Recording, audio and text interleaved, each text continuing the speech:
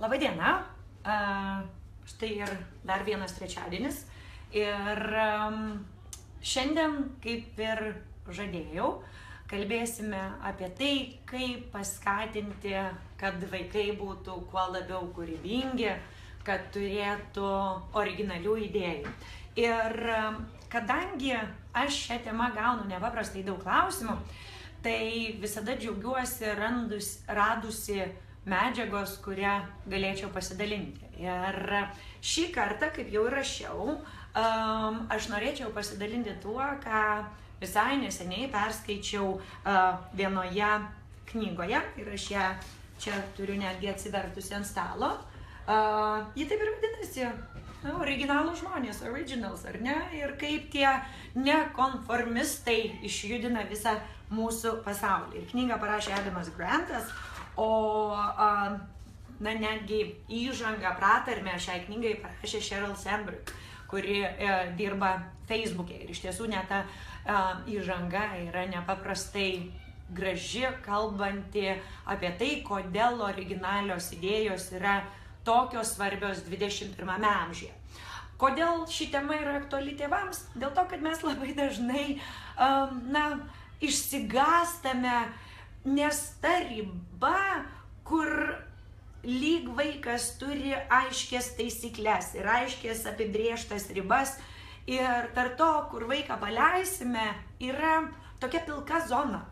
Ir turbūt tai yra vienas iš didžiausių tėvystės iššūkių, kai mes turime sėsti ir galvoti, tai kur yra tos ribos, tai kokios turi būti tos taisyklės, kiek tų taisyklių turi būti ir ar tikrai aš turiu visą laiką jų laikytis ir reikalauti, kad jų laikytųsi mano vaikas.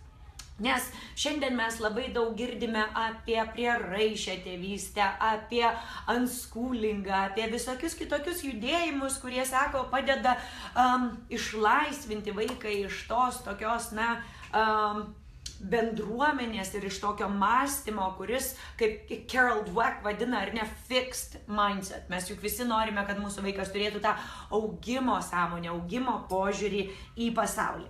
Na, tai ką mes kadangi aš, kaip ir minėjau, vadovausiuosi šį kartą tą knygą, bet ne vien tik ją, dėl to, kad, kaip ir minėjau, vėl esu skaičiusi apie tai labai daug ir visą tai turbūt persipins, tai jeigu skaitysite knygą ir sakysite, šito knygoje nėra, o kodėl čia Austėja apie tai pasakoja, tai turbūt yra iš kitos knygos. Bet tai apie ką mes kalbame, ar ne? Visų pirma, mes šiek tiek teorijos. Progresas yra toks dalykas, kuris visada reikalauja rizikos. Nes mes žmonės žiauriai mėgstame komforto zoną ir labai nenorime iš jos išlysti.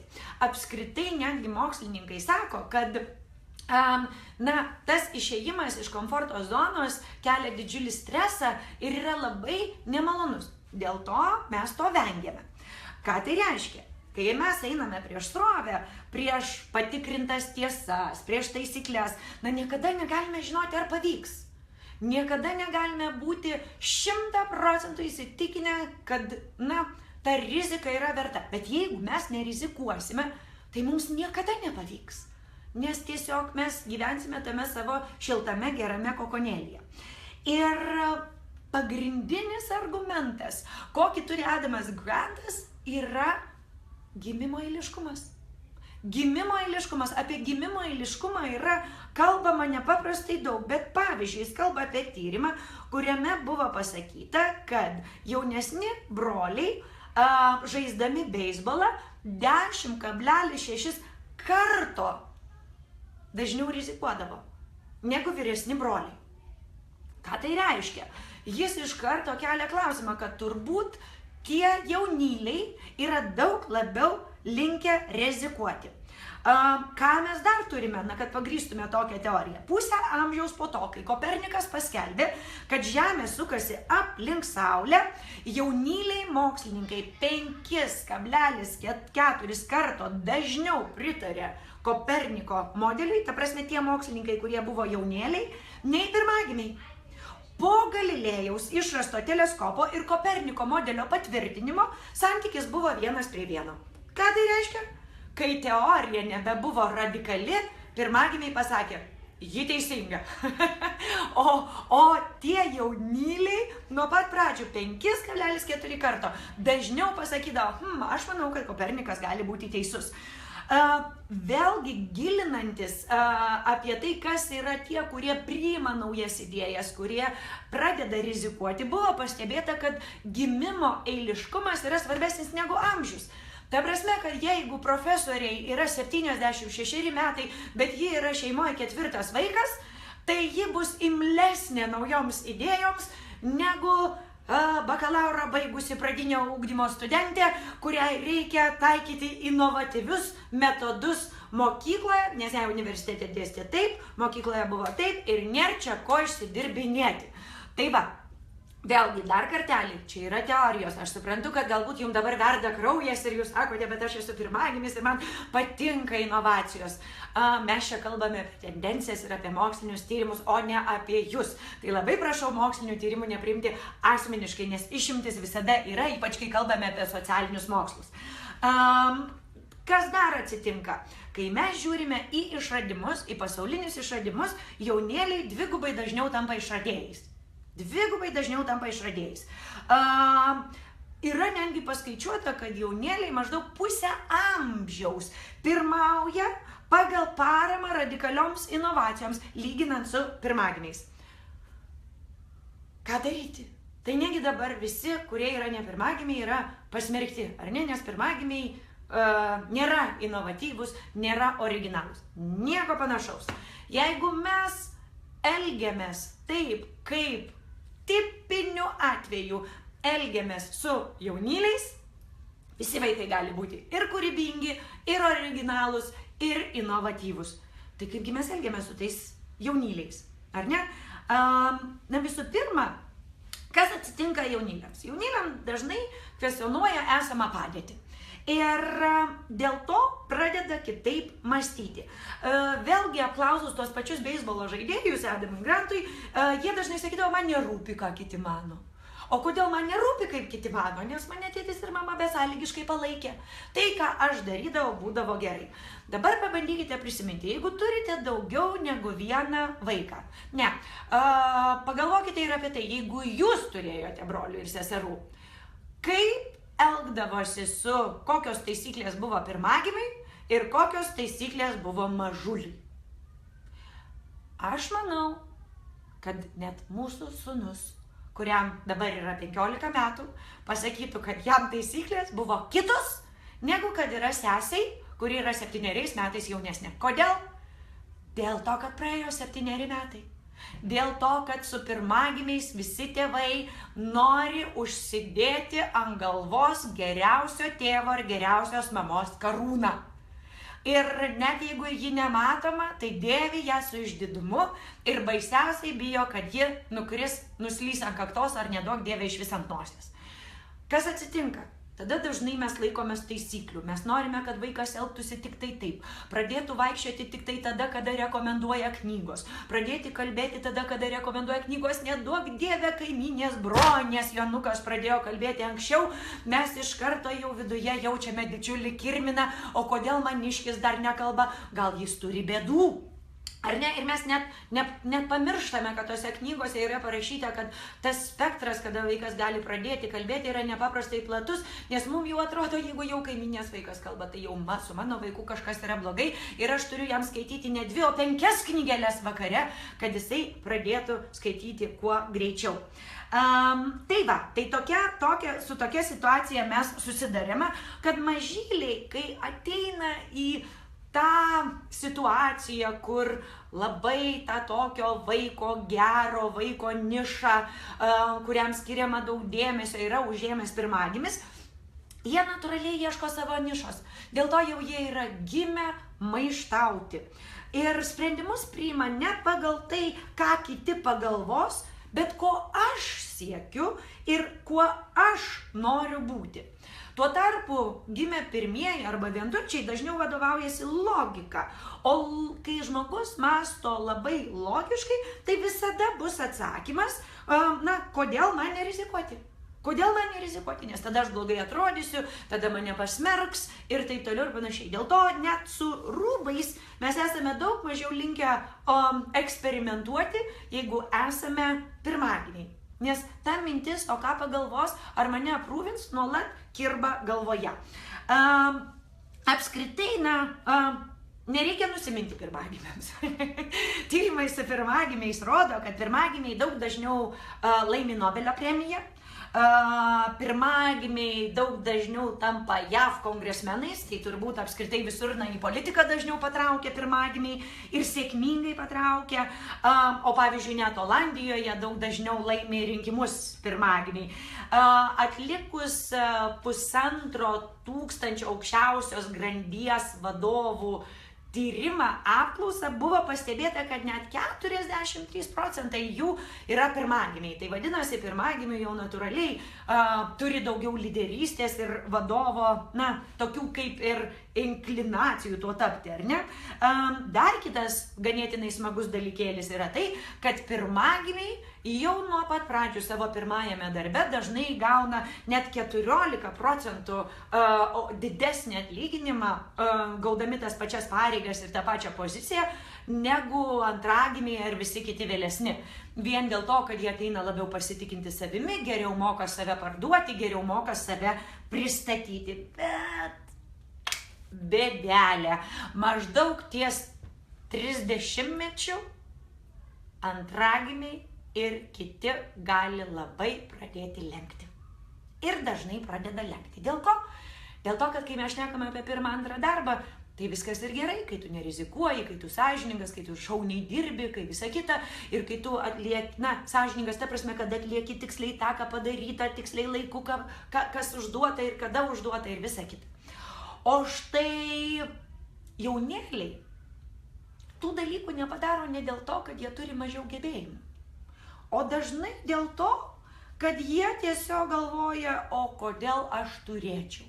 Nes tą darydamas aš tampu toks kaip visi, tampu toks kaip brolis ar sesuo, o aš toks nenoriu būti. Ir taip ieškodami savo nišos, jie tampa kitokie. Kitas dalykas, ką labai svarbu yra pabrėžti, tai tai, kad tai yra, mes kalbame tik apie tikimybę. Tik apie tikimybę. Jokių būdų ne apie faktą. Dar paskutinis dalykas, ką pamiršau paminėti, tai kai mes kalbame apie akademinės karjeras, tai net 2,3 karto dažniau pirmagimiai turi sėkmingas akademinės karjeras, lyginant su jaunėliais, dėl to, kad iš pirmagimių būdavo daug labiau reikalaujama ir gerų pažymių, ir daug dirbti, ir rašyti gerai darbus, o į mažėlius, jau jeigu jie sakydavo, aš pavargęs, ar neturiu nuotaikos ar rūpo, tai tėvai sakydavo, gerai, eik pamiegok, aš po to parašysiu, kad tu buvai pavargęs į mokyklą. Ta prasme, kad kitoks yra kitoks požiūris. Taigi tie pirmagimiai yra labiau dominuojantis, labiau ambicingi, bet antras ir visi kiti vaikai daug dažniau rizikuoja ir daug dažniau išbando įvairiausias originalias mintis. Ir vėlgi tyriant šeimas buvo pastebėta, kad didesni skirtumai egzistuoja ne tarp šeimų, o šeimos viduje. Būtent dėl to, kad kiekvienas vaikas ieško savo nišos. Pirmasis psichologas, jeigu norite daugiau į tai pasigilinti, apie tai kalbėjęs yra Alfredas Adleris. Ar ne? Ir tai yra jo teorija ir jisai ją išvystė. Kitas dalykas, kas irgi atsitinka, ir aš manau visi, kurie turite daugiau vaikų negu vieną, pastebėjote, kad vyresnėliai yra tarsi mini mamos ir mini tėčiai. Jie įsivaizduoja, kad jie gali dėstyti, nurodyti, paaiškinti, primesti taisyklės ir pilną teisę pykti, jeigu tų taisyklių nėra laikomasi. Ar ne? Ir, nežinau kaip jums, bet man dažnai tenka pasakyti, kad laba diena, aš esu mama, aš sprendžiu, bet ji ta, bet ji ana. Aš esu mama ir aš sprendžiu. Ar ne? Nes būtent suaugusieji vyresnieji vaikai yra linkę norėti prisijimti tą tėvystės vaidmenį ir tėvystės rolį, nes jie yra daugiau patyrę, kas, iš vienos pusės ir yra tiesa, jie tikrai yra daugiau patyrę. Vėlgi, kai buvo stebėti ir skirtumai tarp lyčių, tai pirmagimės mergaitės, ir čia Franko Dumonto tyrimas buvo, kad pirmagimės mergaitės apskritai yra labiau vyriškos, taip tipiškai, ką mes įsivaizduojame, ar netipiniais tais vyrams priskiriamoms savybėms, ir jos daug dažniau būna tam vadinamam alfa, negu kad antras arba trečias broliai. Taip kad vėlgi grupė mokslininkų mums siūlo jokių būdų nerišti prie lyties ir prie lyties apibūdinimų, o daugiau atsižvelgti į tai, koks yra vaiko eiliškumas, jo gimimo. Man labai patiko dar vienas tyrimas, kuriame buvo analizuoti žymų žmonės netradicinėse profesijose. Toksai kaip pavyzdžiui humoristas ar dar kažkas, ta prasme, kokias profesijas renkasi tie tikri jaunyliai. Tai aš, tarkim, labai mėgstu žiūrėti Steveną Colbertą, ir jisai yra 11 vaikas. Jis sako, kai aš gimiau, visos nišos buvo užimtos. Man liko tik kažkas jau visiškai netradiciško. Bet jisai sako, bet aš turėjau 10 plus 2 tėvus, kurie man aiškino, kaip daryti, ką daryti, ir aš nuolat turėjau kovoti dėl savo vietos pasaulyje. Kai mes kalbame apie pirmagimius, jie auga apskritai tarp suaugusiųjų. Jie auga tarp suaugusiųjų ir juos yra sunkiausia dažnai įvertinti, dėl to, kad jie turi ir to pirmagimio labai daug bruožų, ir to paskutinio vaiko, kuris yra labai saugomas, labai mylimas ir dažnai paleidžiamas. Bet kas yra pastebėta su jaunyliais ir ko mums reikėtų pasimokyti, jeigu dar neturite nei vieno vaiko? Neturėkite daug taisyklių. Neturėkite daug taisyklių, paleiskite tą vaiką. Ir ypač neturėkite bausmių. Bausmės, kurių pirmagimiai patiria daug daugiau, labai riboja originalumą ir kūrybiškumą. Dėl ko mažyliai daugiau rizikuoja? Dėl to, kad jie dažnai išvengia bausmių. Jie net nežino, kas tai yra. Nes tėvai visą savo auklėjimo energiją išeikvojo su pirmagimiu. Ir su 4-5 jau net apsimeti, kad nepastebėjai. Dėl to, kad neturi sveikatos ten kiekvieną dalyką pastebėti. Ir tada tie vaikai daug labiau rizikuoja. Vėlgi, kas yra pastebėta, kad net namų ūkio darbų, kuo vaikas jaunesnis, tuo mažiau turi. Žinot, kodėl? Dėl to, kad visus atlieka prieš juos gimę. Ir tėvam reikia labai pasukti galvą, tai ką tam jaunėliui duoti. Tai jisai gauna dažnai tokius darbus, kaip pavyzdžiui, mūsų 4 labai ilgai turėjo rūšiavimą. Nes indaplovės paimtos, siurbimas paimtas, visi tokie darbai, kurie yra kaip ir labai aiškus, jau išsidalinti, tai lieka tokie, būtent, kur gali kažkaip kūrybingai juos pažvelgti, kur gali galvoti, ką daryti truputėlį kitaip. To paties tyrimo metu atlikto Adamo Granto jaunėliai, ypač 4 ir vėlesni, sakydavo, kad aš tėvus vyniojau aplink pirštą. Tai jūs įsivaizduojate, jie gudruoliai viską puikiai suvokia. Jie viską puikiai supranta ir žino, kad jie vynioja tėvus aplink pirštą. Ir akivaizdu, kad tai jiem nesutrukdo gyvenime. Nesutrukdo gyvenime būti originaliais ir būti kūrybingais. Dar kada vaikai labai dažnai maištauja, tai tada, kai tėvai yra per griežti.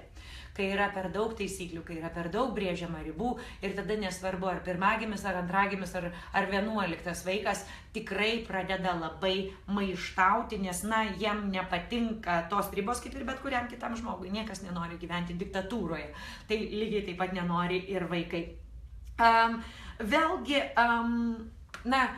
vienas iš tų pačių jaunėlių sakė, kad jo teigimu, kad Tai tada, kai jau aš pasiekiau paauglystę, mano tėvai nebeturėjo nieko bendro turėti su auklėjimu. Nes tiek laiko prieš mane auklėjo, kad jau tikėjosi, kad jau su manim viskas ir tai bus gerai. Dėl to aš daug eksperimentavau, dėl to aš dariau tai, ko pirmagimis mūsų šeimoje niekada nebūtų galėjęs daryti. Bet ką tai reiškia? Tai reiškia, kad mūsų jaunėliai taip rizikuodami, taip būdami originalūs ir taip toliau gali nueiti šunkeliais. Taip, jūs visiškai teisūs. Jie gali nueiti šunkeliais. Dėl ko? Dėl to, kad gauna per daug laisvės.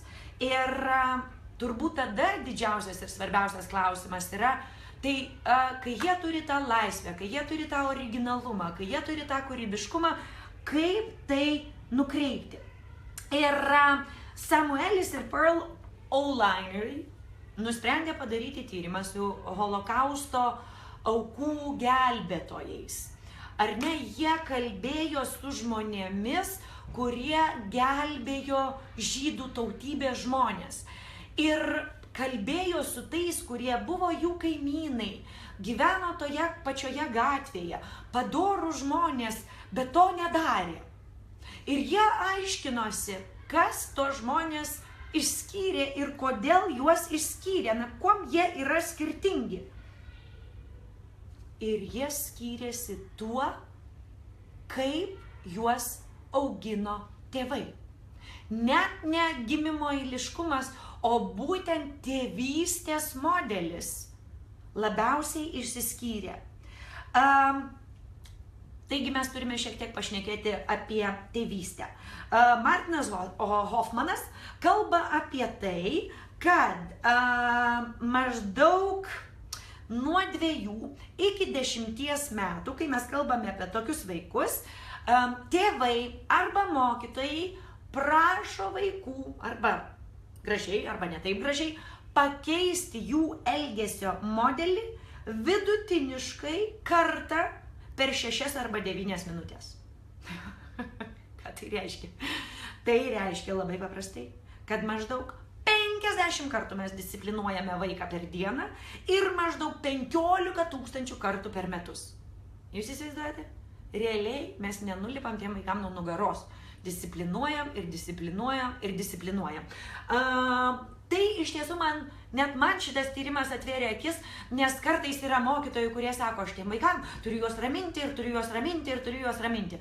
Tai galbūt reikėtų, pavyzdžiui, rašytis keletą dienų, kas kiek minučių mes disciplinuojame vaikus. Ir jeigu mokytojas pamatys, kad jis kas 7 minutės kažką pasako, žinokit, visiška norma. Taip ir turi būti, jeigu jūs ugdote vaikus nuo 2 iki 10 metų. Taigi apsišarvuojame kantrybę ir kantriai su meile vaikus disciplinuojame. Bet kaip mes juos disciplinuojame?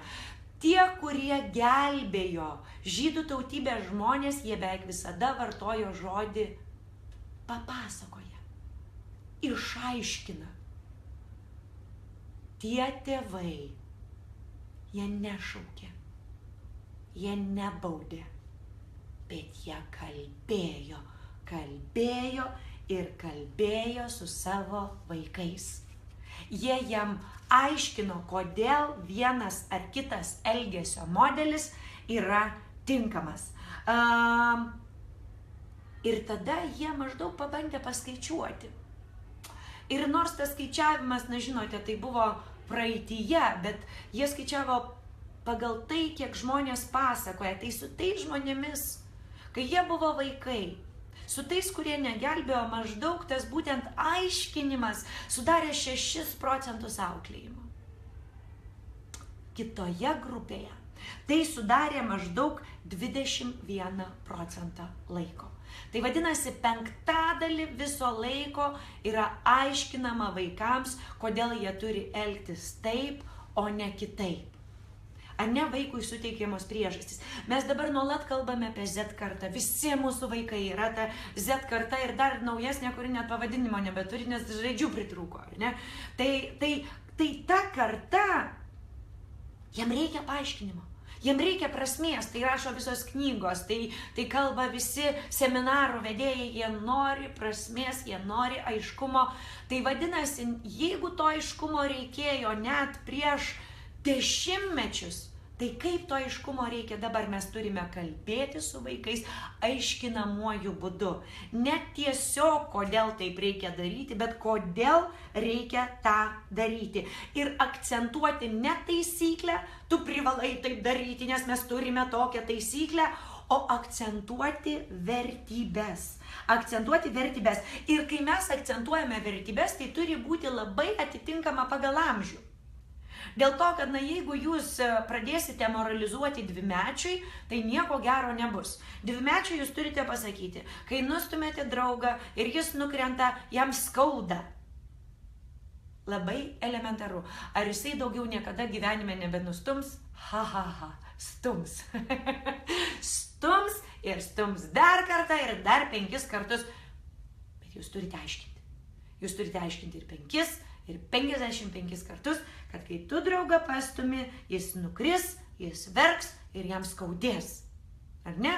Ir taip yra pradedamas akcentuoti vertybės. Pavyzdžiui, kai kitas vaikas sugriauna kito vaiko statomą pilį, tu ateini ir sakai, ji verkia, ar jis verkia, nes labai didžiavosi savo pastatytą pilimi, norėjo, kad tu pasidžiaugtum, o kai tu sugrioviai, jam yra nepaprastai liūdna. Arba, pavyzdžiui, dažnai darželiuose mokytojas sako, jeigu leisime kažkokiem vaikam nemiegoti, tai bus alasas ir visus prikels. Na tai nereikia žiūrėti tą vaiką kaip į kvailį. Reikia žiūrėti į vaiką kaip į protingą, kuris supras tą aiškinimą ir pasakyti, žinai ką, pabandykime dabar tyliai žaisti. Nes kai mes tyliai žaisime, mūsų draugai gerai išsimiegos ir atsibus puikios nuotaikos. Ir tą pakankamai kartų pakartojas, tu pamatysi, kaip vaikas įsisąmonina tuos tavo žodžius ir jo elgesys pradeda atspindėti tą jo naujai įgytą arba internalizuotą vertybę. Ar ne? Taigi mes turime kalbėti su vaikais apie moralę, apie integralumą, apie pagarbą, apie smalsumą ir apie atkaklumą ir kaip tai yra svarbu. Bet kas dažnai atsitinka, kai taip yra vaikas auklėjamas, labai dažnai tėvai sako, pavyzdžiui, net mums mokykloje labai dažnai pasako, bet jūs pasižiūrėkit, jie vis viena lipa ant galvos. Ir, visų pirma, reikia labai apsibrėžti, ką reiškia lipimas ant galvos. Ar ne? Tai, kad vaikas yra smalsus, tai, kad jis kvestionuoja, tai, kad jisai bando ribas, tai nėra lipimas ant galvos. Tai yra ribų bandymas, kuris yra būtinas normaliai vaiko raidai. Bet kitas dalykas yra, kad tokie vaikai, su kuriais yra kalbama, o ne kurie yra baudžiami, išvejami iš klasės, kviečiami tėvai ir taip toliau ir panašiai, tokie vaikai jie nebijo. Jie yra laisvi ir drąsūs. Ir tada jie dažniau bando tas ribas. Ir labiau jas bando. Ir iškilus dilemai, jie dažniau vadovaujasi savo vidiniu moraliniu kompasu ir savo vidiniais paaiškinimais, o ne išorės primestais, nes jie nebijo bausmės. Ir tada ką reikia daryti vėl? Vėl reikia su vaiku kalbėti. Vaikui reikia išaiškinti kiekvieną mielą kartą, nepraleidžia. Mokytojai dažnai skundžiasi, aš neturiu tiek laiko. Tėvai irgi sako, aš toks užsiėmęs, tai čia kaip atskiras darbas. Taip. Tėvystė, motinystė, pedagoginis darbas yra atskiras darbas. Auklėti vaikus mes įsipareigojame, kaip tėvai paleisdami juos į pasaulį, o kaip mokytojai pasirinkdami šią profesiją. Ką tai reiškia? Tai reiškia, kad mes turime kiekvieną kartą susidūrę su netikusiu elgesiu, sėsti su vaiku ir paaiškinti jam, kodėl tas elgesys yra netinkamas ir kokias pasekmes tas netinkamas elgesys turi kitiems žmonėms klasėje, kitiems žmonėms šeimoje, kitiems vaikams smėlio dėžėje ir taip toliau ir panašiai. Turi būti labai aiškus paaiškinimai ir aiškus susitarimai ir šeimoje, ir klasėje, ir tiek, kiek reikia. Kitas dalykas, kas yra labai svarbu, ir būtent Grantas tą padarė su savo kolega, jie ligoninėse pakabino 2 skelbimus. Vienose ligoninėse pakabino skelbimą, kuriame buvo parašyta, kad jei dažnai plausi rankas, mažiau sirgsi, o kitose ligoninėse pakabino skelbimą, kuriame buvo užrašyta, kad rankų plovimas apsaugo pacientus nuo užsikrėtimo. Praėjo kažkiek tai laiko. Tas ženklas, kuris sakė, kad jeigu plausi rankas, būsi sveikas, tose ligoninėse nebuvo jokio pokyčio. Jokio rankų plovimo pokyčio. Tose ligoninėse, kuriuose buvo apeliuojama į sąžinę, apeliuojama į tai, kad jeigu tu plausi rankas, tai ligoniai nesirgs, neužsikrės, nekils rizika jų gyvybei, 10% išaugo rankų plovimas ir net 45% muilo ir dezinfekcinio skysčio naudojimas. 45%. Tai yra labai svarbu. Taigi, kai mes šnekame su vaiku, vėlgi mes turime apeliuoti jo sąžinę ir apie tai, kokią įtaką jo elgesys turi kitiems. Dabar tėvystėje yra tokios tendencijos ir net tėvystės knygose yra nemažai tokių tendencijų, kad, šnekėkime apie tik tai vaiko elgesį, o ne apie patį vaiką. Aš pati tokių knygų esu labai daug skaičiusi, bet vėlgi kokia yra labai įdomi įžvalga, kad vis dėlto daiktavardžiai veikia labiau negu veiksmažodžiai. Kad moralinės taisyklės, vertybės veikia labiau, jeigu mes kalbame apie visumą, apie žmonės, apie žmoniją, apie Lietuvą, apie pasaulį, pilietiškumą, o ne apie konkrečią situaciją. Ar ne? Nereikia sakyti, o, kaip gražiai pasielgė, o, koks tu mielas, o, šaunuolis ir taip toliau ir panašiai. Ne. Vaikai, kurių buvo giriamas charakteris, jie kaip asmuo buvo ir dosnesni ir dažniau kartojo tą elgesį.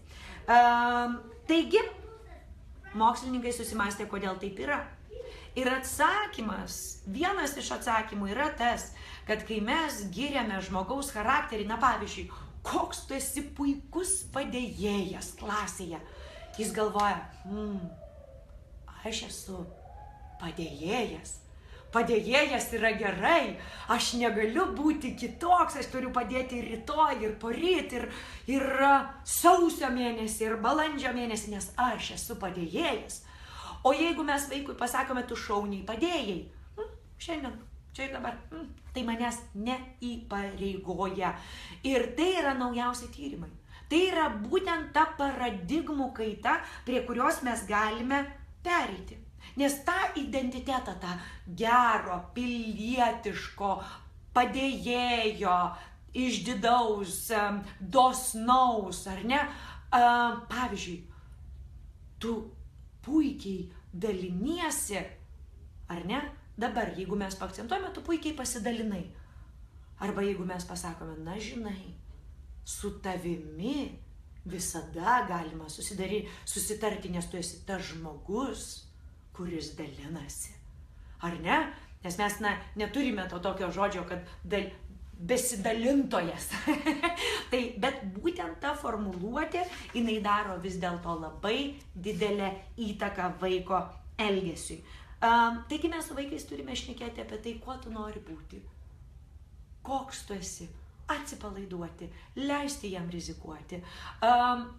Dažnai jaunėliai netgi patys pasako, kad jeigu tėvai būtų žinoję, ką aš darau, tai Dieve mano. Ta kartais pasako ir pirmagimiai, bet pirmagimiai yra labiau linkę laikytis taisyklių, nes tėvai daug labiau juos sužiūri. Kai tu esi 3. ar 4, sužiūrėjimo koeficientas yra gerokai mažesnis. Ir dar vienas dalykas, kad nenorėkite būti vaikų, tais modeliais. Tegul vaikai turi ir kitus įkvepiančius pavyzdžius savo gyvenime. Buvo pastebėta, vėlgi atliktas tyrimas, kad merginos, kurioms pavyzdys buvo mama, daug rečiau būdavo ir originalios, ir rizikuodavo, ir apskritai rečiau būdavo motyvuotos imtis veiklos, kuri keis pasaulį. Bet jeigu jos žinoma, mama, tu gerbi ir myli ir visa kita, bet kuriuo atveju, bet jeigu tu ją įvardini kaip savo role model, tai jau nebūtinai yra gerai. Tu turi turėti ir už šeimos ribų kažką tokį, kuris tave motyvuoja. Ir lygiai taip pat knygų skaitimas, tai gali būti knygos. Pavyzdžiui, vien pastebėta, kad Hario Poterio knygos įkvėpė vaikus kitaip žiūrėti į vadinamus marginalus. Kodėl? Nes pagrindinis herojus yra marginalas. Bet koks jisai nuostabus, kiek jisai gali, kiek jisai įveikia, kaip jisai išdrįsta. Ar ne? Tai skatinkite vaikus skaityti tokias knygas, skaitykite jiems tokias knygas, kuriuose yra laužomos normos, kuriuose yra laikomasi vertybių drąsiai ir įkvepiančiai, dėl to, kad mūsų mylimiausių istorijų herojai mus taip pat įkvepia originalumui ir tokiems, tokio kelio, kuris yra neįprastas pasirinkimui, nes jeigu mes su tuo susijęjame save emociškai, o aš jau kalbėjau, kai mes kalbame logiškai ir racionaliai, mes visada rasime tą bet. Bet, kodėl aš to nedarysiu? Taigi atverkime savo vaikams naujus horizontus, atverkime vaikams naujas galimybes, parodykime jiems, kad jie gali būti drąsūs ir jie gali nebijoti ir paleiskime juos kaip tėvai. Paleiskime juos kaip tėvai. Duokime jiems laisvę rizikuoti, laisvę rengtis kaip jie nori, laisvę išbandyti kelius, laisvę netgi nusimokyti. Nes kaip matote, gal iki 30 ir sekasi truputėlį prašiau, bet po 30 dar laukia daugybė metų ir ilgas gyvenimas, kuriame jie jaučiasi labiau pasitikinti savimi, drąsesni ir nebijo. Klausimas Linos yra, gal turite kokių patarimų, kaip kitaip spręsti šį dalyką, nei nuolat kartojant, aš esu mama, tėtis, aš sprendžiu. Šiaip, žinokit, yra net nemažai knygų, kurios sako, iš vis taip negalima sakyti, kad, tarkim, aš esu mama, aš ir sprendžiu, bet aš, žinokite, tam nelabai pritariu. Aš manau, kad vis dėlto yra tokių situacijų, kuriuose reikia pasakyti, kuris iš mūsų mama, ar kuris iš mūsų tėtis, ar ne? Ir tose situacijose vis viena kita frazė, kurią galite vartoti, iki 18 metų aš esu už tave atsakingas ar atsakinga. Kai tu būsi pilnametis, galėsi rinktis ką tik nori ir galėsi rinktis priešingai, negu noriu, kad rinktumeisi tu dabar. Ar ne? Dėl to, kad visada yra situacijų, kur vis dėlto tėvai priima sprendimus, ypač kai tai yra susijęs su saugumu, vaiko ir kitų vaikų aplinkoje esančių saugumu. Gal galėtumėte paminėti apie pametinukų ypatumus, ar jaunėlių, vyresnėlių bruožai tokie pat, klausia Aurelija. Netgi Adam Grant tas pats sako, kad žinokite, būtent labiausiai nišos yra ieškomos, kuo arčiau yra broliai ir seserys vieni kitų, dėl to, kad jie žiūri dažnai vienas į kitą kaip į vienį. Ir netgi jo pateikiamuose pavyzdžiuose dažnai būtent dvynukai arba pametinukai labiausiai ieško tų skirtingų nišų, nes jūs net maišo. Žmonės maišo. Aš prisimenu mūsų sūnui, mes grįžome Belgijoje po vasaros atostogų į mokyklą, į belgišką mokyklą ir renginys pirmą buvo vyresniojo sūnaus mokykloje, nes mūsų sūnus, kadangi buvo nepaprastai susiidentifikavę į vienį, mes nusprendėme juos leisti į skirtingas mokyklas. Ir ypač, kadangi mūsų pirmagimis, toksai ganėtinai buvo nuo pat vaikystės toks alfa ir dominuojantis, tai buvo taip uždominavęs brolį, kad netgi vaikai kiti sakydavo, jį vadindavo ne vardu, o Augusto broliu. Ir mes tada nusprendėme, kad juos reikia būtinai išskirti ir tada išleidome į skirtingas mokyklas, kad kiekvienas galėtų kurtis joje savo identitetą ir būtent nebūtų vieno ganėtinai dominuojančio vyresnio vaiko užgožiamas, nes bet kuriuo atveju, kai mes kalbame apie vaikystę, ar tai būtų 10 mėnesių, ar būtų 12 mėnesių, na jūs įsivaizduokite, vienas metinukas, kitas 2-metis, tai perpus vyresnis. Perpus vyresnis, dvigubai ilgiau šiame pasaulyje gyveno. Ar ne, na, tai aišku, jisai stipresnis, jisai greitesnis, jisai labiau koordinuotas ir taip toliau ir panašiai. Dažniausiai tai būna. Dėl to tam jaunėliui, na, kad ir kai bandysi vytis, dažnai nepasivysi. Ir žinoma, vėliau gyvenime visą tai išsilygina ir, kaip ir minėjau, dažnai jaunėlis ir aplenkia. Bet toje ankstyvojoje vaikystėje, kad vaikas atrastų save, labai gerai yra išskirti. Ir taip ir atsitiko, žinokit. Man, kaip mamai, buvo labai sunku. Aš laisvai galėjau prisijungti į verkšlenančių tėvų chorą ir raudoti, kaip man yra sunku vežioti vaikus per 3 mokyklas. Nes vieną vežėm į vieną mokyklą, kitą vežėm į kitą mokyklą, trečią vežėm į darželį. Ar ne, o su ketvirta būdavau namuose, tai visur su nešinė ir čiuoždavau per tas 3 mokyklas.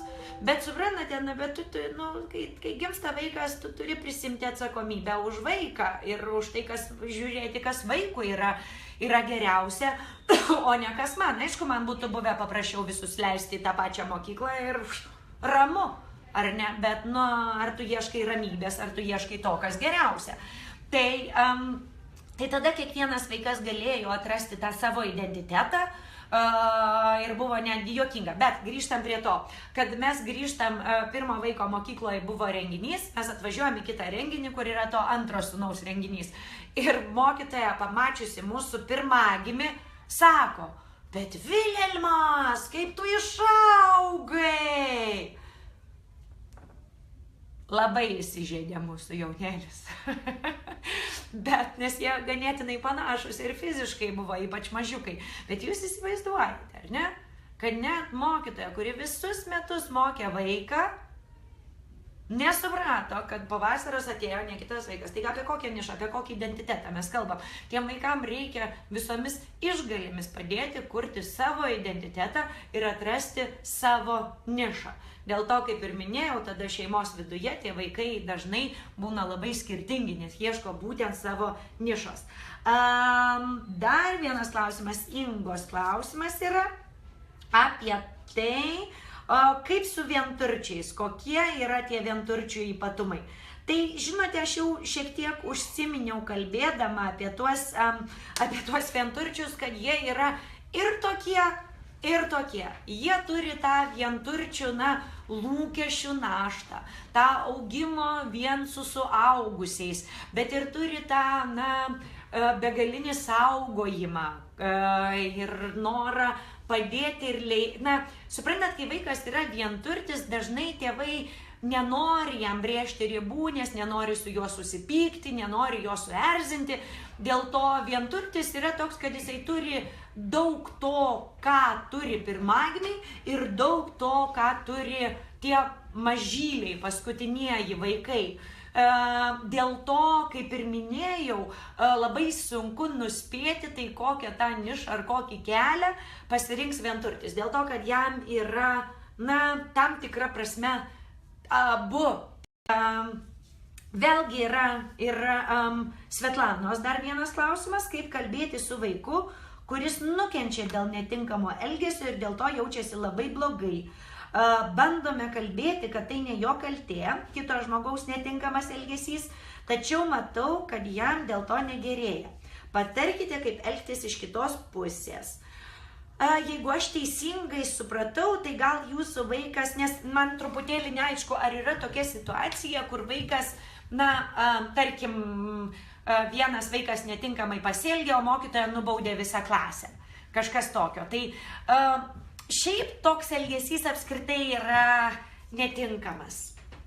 Jeigu vienas vaikas elgiasi netinkamai, nereikėtų iš visų vaikų atimti iPad'ų ar kažkas panašaus. Arba pavyzdžiui, vienas vaikas netinkamai elgiasi žygio metu ir dėl to visa klasė grįžta iš žygio. Aš manau, kad tiesiog taisyklė turėtų būti tokia. Aš suprantu, kad mokytojas, ypač jeigu vienas eina su klase ar tėvai lydi, tu negali to vieno vaiko parsiųsti. Bet nieko tokio. Tiesiog tegul tas vaikas nekeliauja į kitą išvyką. Ir tai tegul būna pasekmė. Ta prasme, kad jeigu mes esame kūrybingi, mes tikrai rasime būdų ir sprendimų. Bet reikia jų ieškoti, nes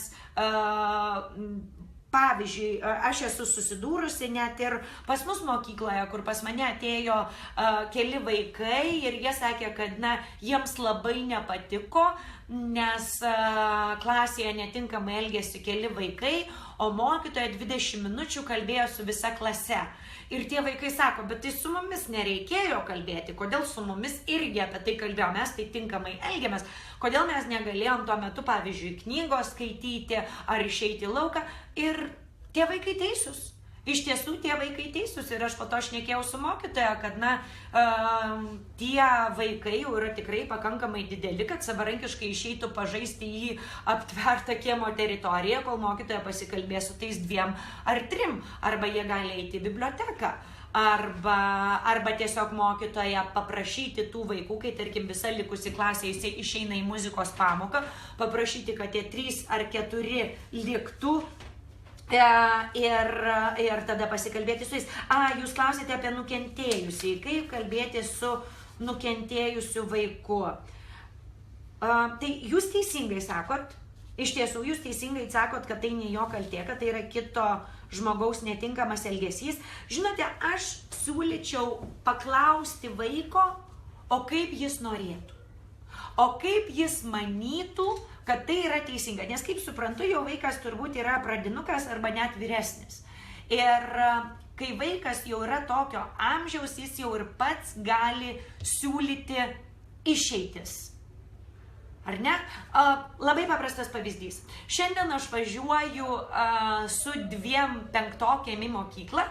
Ir jos man sako, o Austėja, o negalima būtų važiuoti į metų išvyką šiek tiek ilgesniam laikui, nes pernai, kai mes nuvažiavome į Stokholmą, reikėjo visur labai skubėti ir tas ganėtinai erzino.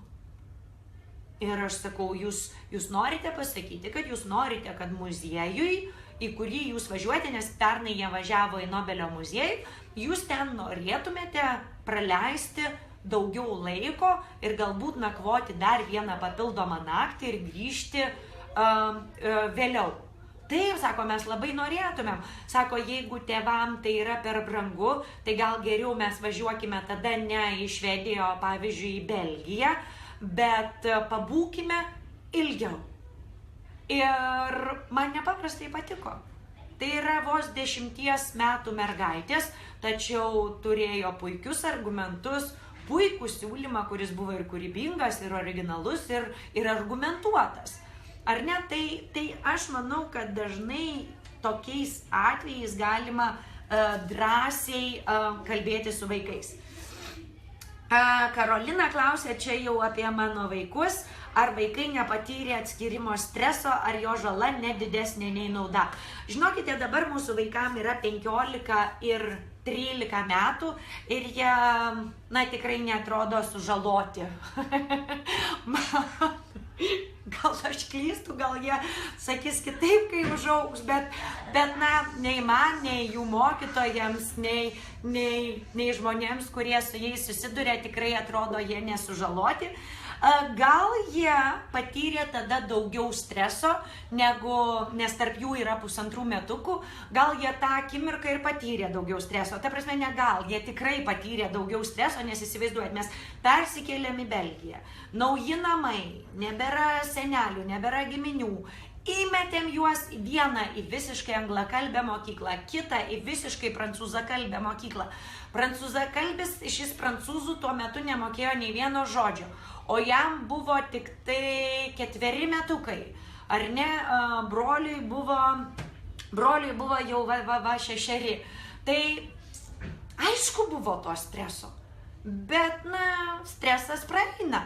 Stresas praeina, čia kaip ir adaptacija, kaip metinukas išvestas į darželį, jisai patiria stresą, netgi moksliškai, ar ne, streso hormono kiekis šauna, jisai ūgteli, dėl to susilpnėja imunitetas, vaikas gali pradėti daugiau sirgti, bet po to, jeigu ta aplinka yra draugiška, jeigu iš tėvų jis patiria palaikymą, viskas susinormalizuoja ir prasideda normalus gyvenimas. Aš manau, kad savo identiteto ir savo pasitikėjimo savimi ir laisvės ir originalumo turėjimas, ir patikėkite, mūsų mažylis tikrai nepaprastai atsiskleidė, nes jis tapo staiga vyresniuoju broliu, nes po to sesė pradėjo lankyti tą pačią darželį ir mokyklą ir visiems atrodė, kad Vilius tai yra vienintelis brolis, kuris yra vyriausias ir staiga ir jo vaidmuo koks buvo, jo krūtinė kaip išsipūtė, kai jis tapo pačiu tuo, na, vyresnėliu broliu, pas kurį ateina sesė ir taip toliau ir panašiai.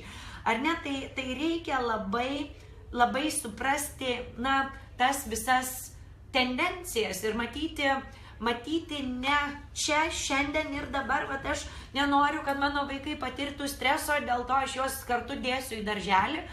Ar taip yra lengviau? Aišku, taip yra lengviau, bet kam taip yra lengviau? Jums. Jeigu mes norime matyti didelį paveikslą ir galvoti apie tai, kas iš tiesų yra geriau vaikams, mes turime žiūrėti į tai, kas yra geriau vaikams. Ir jeigu mes kaip tėvai matome, kad kuris nors iš vaikų dominuoja, nebūtinai vyresnėlis turi dominuoti, kartais vyresnėlis gimsta tokio būdo ir užima tokią nišą, kur ten tas mažylis visus aplink pirštą vynioja ne tik ta prasme, kad rizikuoja ir taisyklių nesilaiko, bet ir, na, ta alfa prasme. Tai aš daugybę šeimų esu rekomendavusi, kad, na, išskirkite tuos vaikus, leiskite jiems susikurti savo identitetą.